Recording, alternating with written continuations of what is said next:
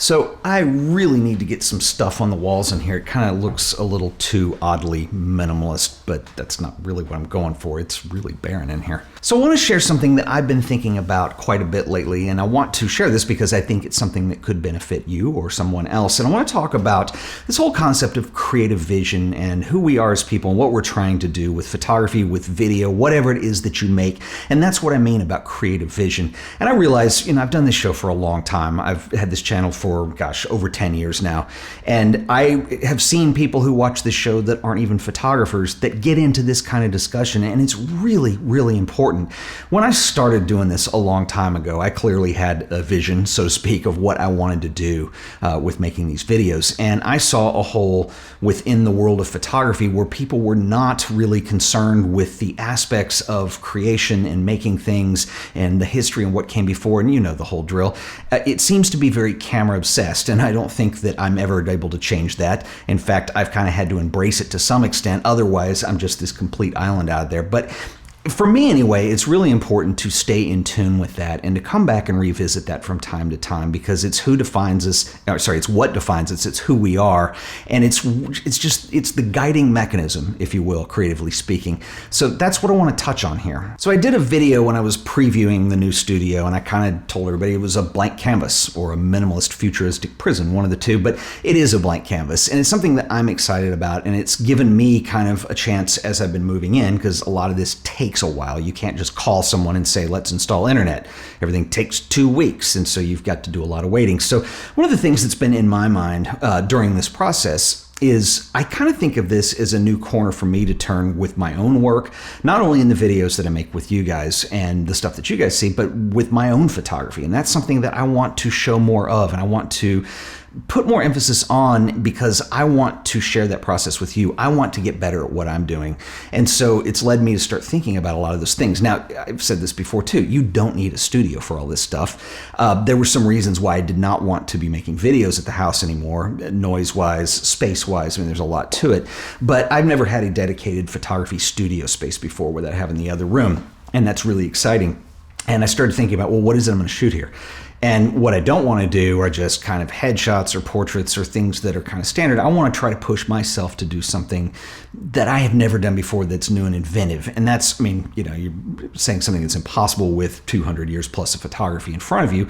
But a lot of that has been going through books and looking at the studio photographers that I admire the work of. People like Irving Penn or Tom Burrell or Richard Avedon. I'm all over the place historically, but people who have an emphasis on whether it's tabletop, still life, studio work, lighting, that kind of thing. And it's just kind of been this quest of what gets me excited and what do I want to try. Now, I'm not trying to emulate these people.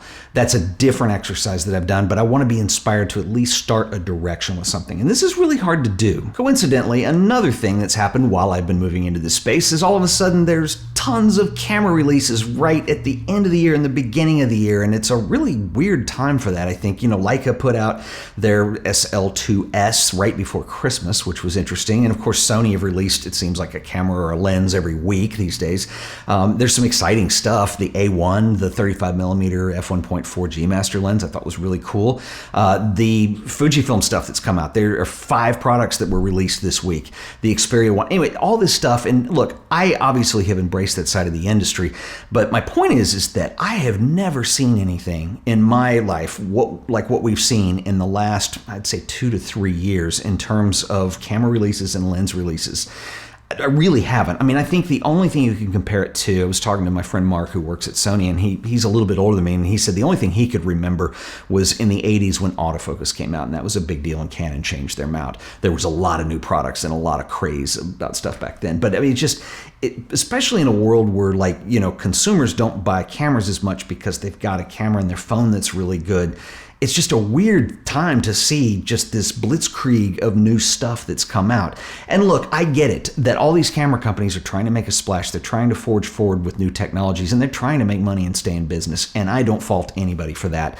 There's nothing wrong with trying to stay in business. That's perfectly normal. But the thing that bothers me just slightly about the whole thing is that when you look at the internet, and obviously I'm a big fan of online communities. I think the internet, it changed my life in a very profound way, and I have friends that live in all corners of the globe, and I think that's the magic of it.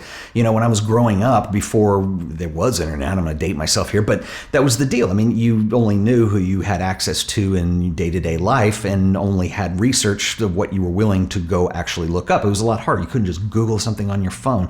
And so when you see the reaction that people have to product releases, whether it's in forums on websites or whether, you guys have all seen it, it gets very confrontational sometimes, which I find is very odd.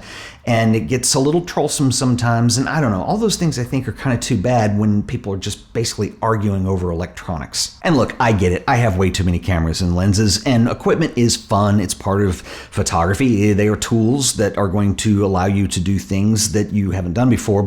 I'll speak for myself here because I think that's only fair. I think the downside of that is when you start putting an emphasis on just playing with the toys, that element of it, and you're really not producing any work. In my mind, I need to be the same photographer, and no matter what camera or lens or brand or whatever it is that I'm using, I should shoot the same kind of stuff on one camera that I do on another.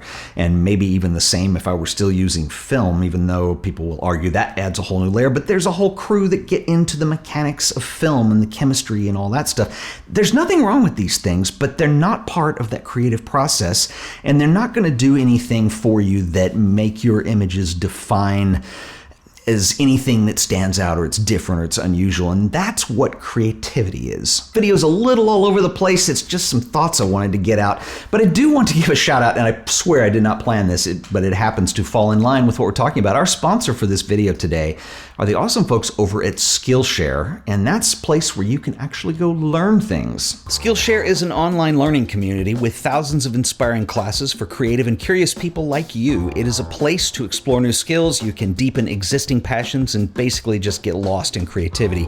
Are you holed up at home? Spontaneous acts of creativity may help break up the routine of a day spent indoors. Explore some workshops and classes to help you get out of that rut. So one class that I've been looking at a lot this week is Street Photography: Unlock the Secrets of Composition, Color, and Confidence. This one is taught by Craig Whitehead, who you guys might actually know. I've featured him on this show a number of times. He goes under the moniker 6 Street Under on various social platforms.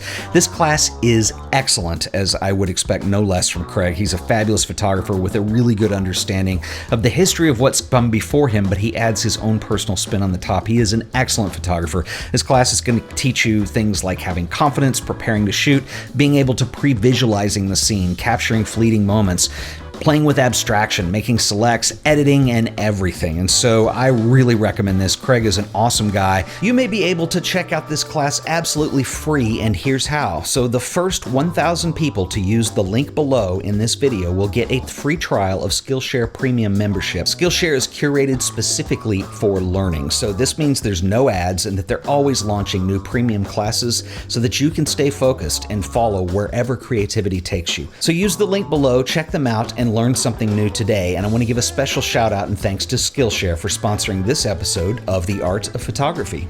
And to compound all of this even more, I'm sure nobody needs a reminder that this is 2021 and we're really not out of a global situation yet. Things are a little more difficult. They're a little more depressing. I've shared this with you before. I had some pretty big problems with depression when this started last year. And a lot of it is just your life changes. You can't do the things that you used to do. I can't see my friends nearly as much. That all really kind of sucks. And it's something that when you're talking about trying to get inspired creatively, those are things that make that really difficult. So one of the ways that I've been able to deal with that a little bit, and I think this is so important, and if you haven't been doing this yet and it's something that you want to do, you really need to look at it this way. So part of this is going to probably show my age a little bit too, but I've remember being through things before, like the subprime lending crisis we had in the US where the economy crashed, or even as far back as 2001 when the end of the tech boom, and then 9/11 happened that later that year.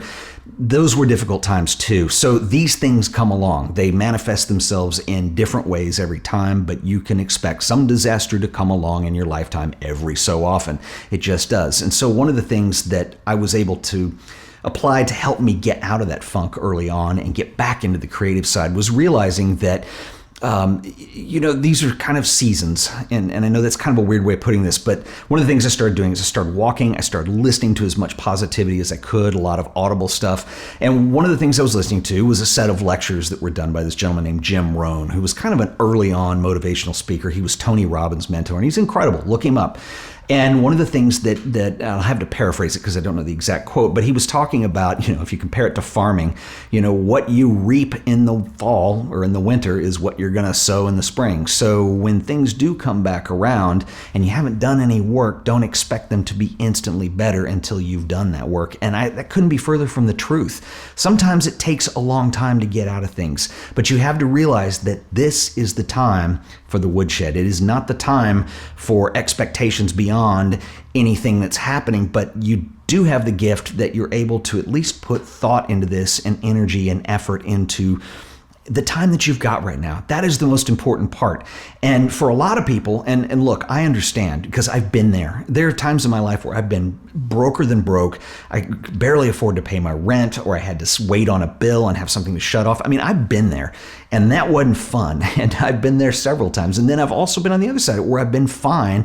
And those things all define you, and you have to remember that.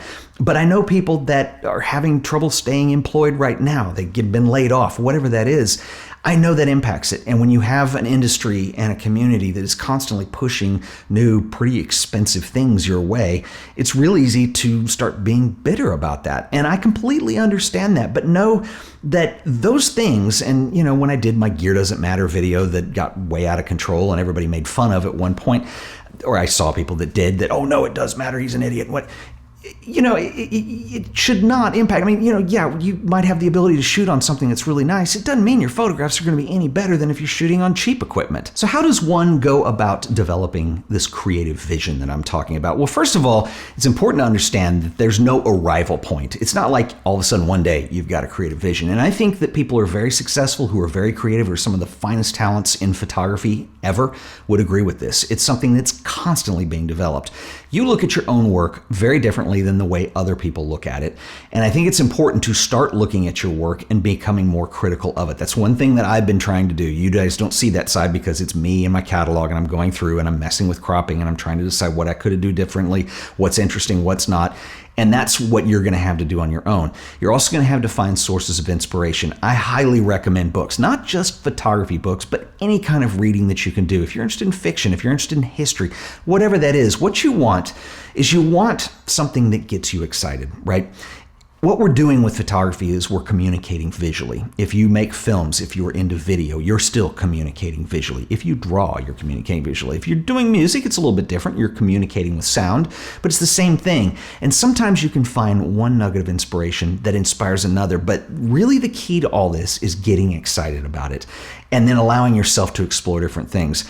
This goes into a whole wide range of topics that are way outside the scope of this very scattered video to cover. But I think another thing too, and I've done videos on them, I'll put a playlist down below or something, I'll figure that out.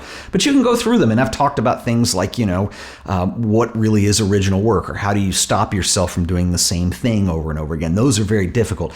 The reality about creativity, creative work, or creative vision is that, and I'm not trying to be arrogant saying this because I don't feel like I've arrived, but just an observation, most people in life won't do it. They will make up an excuse as to why. It requires work, and it requires a lot of dedication, a lot of patience. It's something that you spend your life on, and that's just a matter of fact. Most people don't even go near it. So the good news is that there's very little competition, but the bad news is you're not competing. You're trying to do something on your own. So that's one way of looking at it. But I think finding ways to get excited, that's the single most important thing you can possibly do. For me, it was kind of listening to motivational speakers, which some of you might find very silly. It worked for me. It got me thinking straight again. It got me excited about work. I ended up, with this studio even. I mean, this is something that was not easy to do. It required finding something that was affordable, finding something that I could actually, was convenient, that I could move into, where I could actually do my work, that was not a noisy situation. And so it took a number of months. In fact, it took 6 months to get to this point, and some renovation needed to be done, and it had to be done in budgets. Anyway, my point is, and not that moving into this space was creative, but you got to set goals for yourself. This is part one of a much larger goal for me, it's completely non-essential. You don't need to do something like this. I'm just using this as an example because I'm just speaking from my own experience in the last year or so.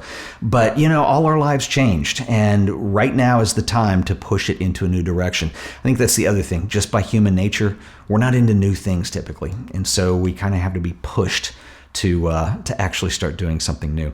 I'd love to hear what you guys think, so drop me a comment below. I'll see you guys in the next video. Until then, later.